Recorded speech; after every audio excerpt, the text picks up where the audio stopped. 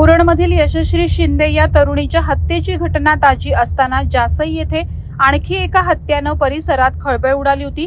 दिबा पाटील सभागृहालगत दत्तात्रय घुटुकडे वय 38 या व्यक्तीचा मृतदेह एका गोणीमध्ये बांधलेल्या स्थितीत शनिवारी 17 ऑगस्ट रोजी सकाळी आढळून आला होता। दत्तात्रय याचे बालगंधर्व गोरड वय 42 याच्या पत्नीसोबत अनैतिक संबंध असल्याने बालगंधर्वने त्याच्या डोक्यात दगडी पाटा घालून त्याची हत्या केल्याचं पोलीस तपासात आढळून आलंय। उरण पोलिसांनी अवघ्या 3 तासात आरोपी आणि त्याच्या पत्नीला पनवेल एसटी स्टँड परिसरातून अटक केली। आरोपी बालगंधर्व आणि मृत दत्तात्रय हे दोघेही सातारा जिल्ह्यातील एकाच गावातील रहिवासी आहेत। दोघेही एका ट्रान्सपोर्ट कंपनीत चालक म्हणून काम करत होते। ते जासईमध्ये भाड्याच्या घरात राहत होते। या दरम्यान दत्तात्रय याचे बालगंधर्व याच्या पत्नीसोबत अनैतिक संबंध निर्माण झाले होते। त्यामुळे त्याने दत्तात्रयला बऱ्याच वेळा याबाबत समजही दिली होती। मात्र त्यानंतर देखील दत्तात्रय यांनी हा प्रकार सुरूच ठेवला।